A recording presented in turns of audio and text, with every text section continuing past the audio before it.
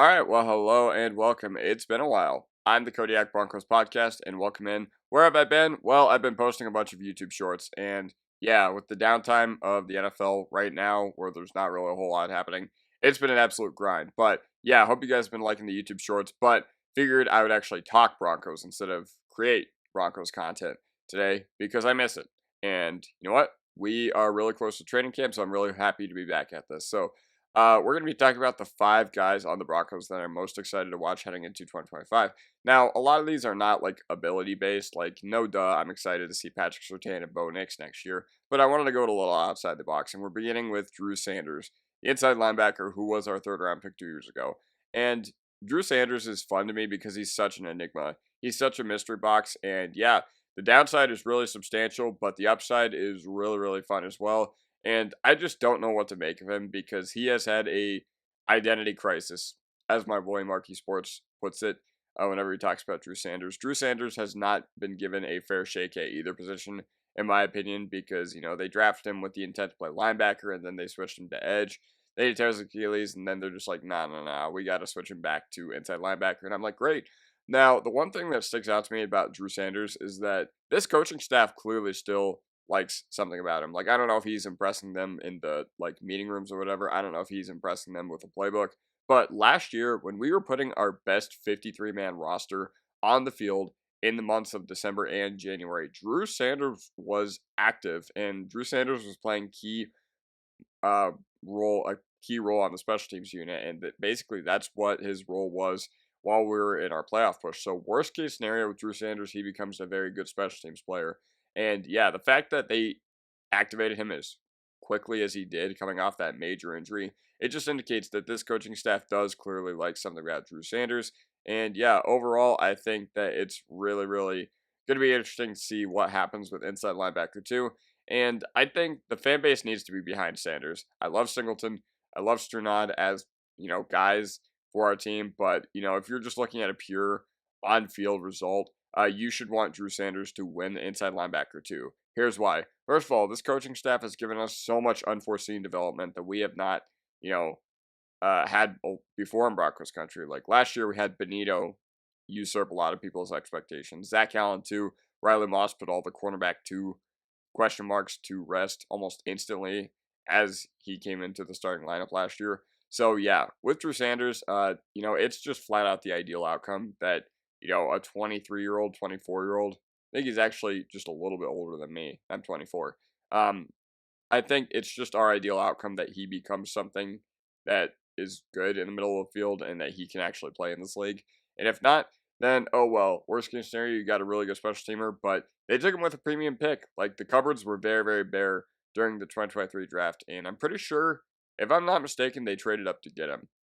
I don't know, maybe they didn't, but yeah, that's how I'm feeling about Drew Sanders. Now, number 4, Troy Franklin. So I am so happy that Troy Franklin's rookie year was capped with that touchdown in Buffalo because, that gives us something to talk about other than, oh, look at him misfiring with Bo Nix. Look at him and Bo Nix not being able to get on the same page. All year, something was just off with that connection. And listen, it is valid. It is very, very valid to be disappointed by what we saw last year with Troy Franklin because he was not your typical 4th-round rookie. Once again, cupboards were pretty bare last year. According to the Broncos, they had like a 2nd, 3rd-round pick on him. I forget what they said. But the expectations for Troy Franklin were not adjusted accordingly. Okay, he is not your typical 4th-round pick. It is okay to acknowledge that. But, he at the end of the day, he is a 4th-round pick. Like, there's a reason that pretty much every NFL team passed on him multiple times. And I felt like what a lot of people were clinging to with Franklin was, him being mocked as like a late 1st, early 2nd-round guy since the fall of the 2024 draft cycle.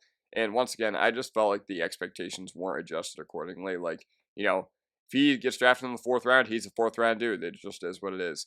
As far as what I saw from Troy Franklin, I just saw a lot of, it didn't make sense to me how he was so inconsistent and the chemistry just wasn't there with Bo Nix. That's ultimately what it felt like to me. And you know what? He wasn't getting a ton of playtime. Like, yeah, he was still out there a good amount, but I feel like he really needed those reps to really get going and really ramp up, especially early on, and he just never really got that chance. But either way, I think it should have been a trial by fire thing for the wide receivers as soon as they cut Tim Patrick. But yeah, He just needs a little more seasoning and a little more strength at the top of his routes. Like, I think his route running was actually pretty solid. Uh, you know, he led the NFL in yards, average yards per separation. Now, a caveat to that is we did throw a lot of screens to him, but yeah, him or Mims taking a step forward would be huge for the offense because, you know, when I think about our slots, like guys who could play the power slot role, I think of Ingram, I think of Valet, but I think Valet or Mims or Franklin will be starting the uh, year as the Z, and obviously Valet is going to play a good amount of slot as well, but Pat Bryant's in that mix as well. But yeah, I'm just excited to see what comes of Franklin, and I have really high expectations for him. I said in February that he was going to get 1,100 yards, and you know what? We're not going away from that flag plant either. Number 3, Caleb Lohner. Once again, just want to reiterate, this is not ability-based. This is just curiosity-based. I'm just really curious to see how his college career, like after his college career unfolded, how his NFL career unfolds. Because his college career consisted of him transferring to like 4 different schools, even before the NIL stuff was getting ridiculous. And then it consisted of him switching sports. And he didn't even know how to put on football gear until like a year ago. So with Caleb Lohner, I mean, with Nate Adkins and with Adam Trautman and Evan Ingram and Lucas Kroll being the guys that he's competing for a role with, like all those guys, 3 out of those 4 will be on the 53-man roster at least. But, you know, it's basically Caleb Lohner versus Lucas Kroll in the training camp battle, and I've seen enough of Lucas Kroll personally. So, assuming the guys are equal, you got to give the nod to Caleb Lohner. But I think best case scenario is year 1. He's a developmental guy who catches, 4 touchdowns. If we could get 4 touchdowns out of Caleb Lohner going into next year, I would be spraying buckets, to put it lightly. But I'm not expecting that because that's pretty much the upper echelon of what I think a 7th-round pick who was drafted and had just converted to tight end and is now in the NFL, where it's a notoriously difficult position to project and analyze, as prospects. Like, that's basically how I feel about Caleb Lohner. So yeah, I just want him to be a developmental guy who catches a handful of touchdowns year 1, and we'll see where his blocking goes from there. If he is able to do all the other things that a tight end should be able to do to be successful in the NFL, that would be awesome. Unfortunately, that position is not just as simple as go out there and run routes, especially in a Sean Payton offense where everything is so intricate and so like timing based, and he is very, very particular about how he wants his guys to play. So yeah, that's how I'm feeling about Caleb Lohner as well. Number 2, Dre Greenlaw. So we have not had a field general at inside linebacker 1 in a long time.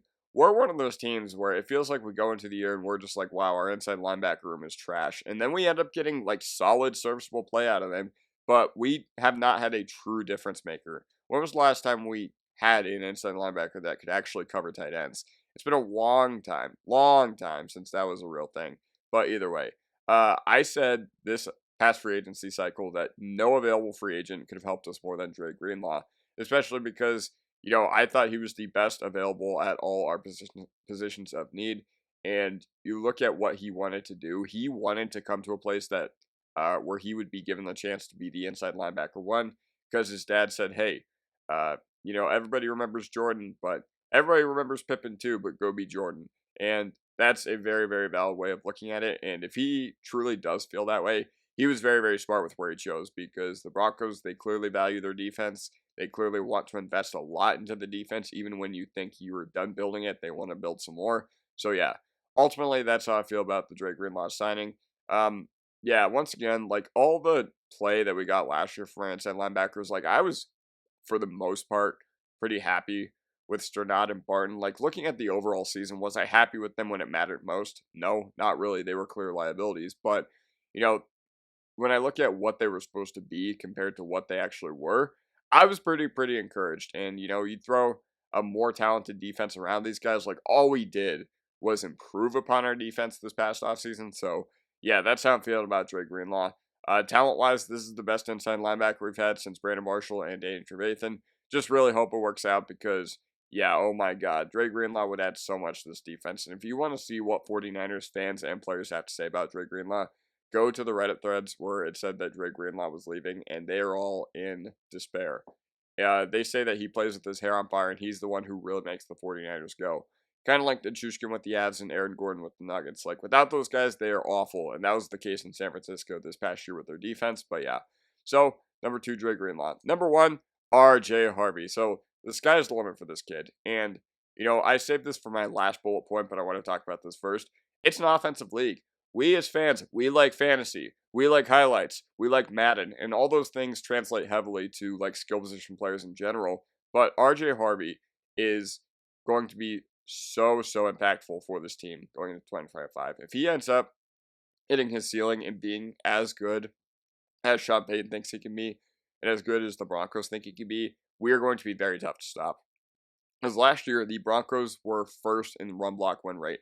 Now, I by no means think we had the best run blocking line in the league. I think we were actually far from it. But we are going to be a very tough team to stop if we can actually, use our run game to close out games. We're going to be very tough to stop if it's the fourth quarter. We're already wearing the other team down and Harvey takes one to the house. That's basically how I feel. I love running the football. I love when my team is just able to gash the other team, and able to just grind clock and chew clock and be able to get all these nice chunk plays. That's basically what I love. But what I'm really excited to see RJ Harvey deployed in is I'm excited to see him as a pass catcher because, it is very often that in the Sean Payton offense, the running back one gets targeted a lot. There's a lot of fantasy data out there about like targets from Sean Payton offenses to the running back position. And, those guys get fed the ball quite a bit in the passing game. And I don't think Dobbins is going to be the one that's, getting fed the ball in the air. RJ Harvey truly is the one who can make a difference in the passing game as far as the running back room and the guys that are currently in it. So, yeah, that's basically how I feel about all these guys. Let me know who you're most excited to see in the comment section down below. And, yeah, let's continue the discussion, and I will see you guys next time. Bye, I salute.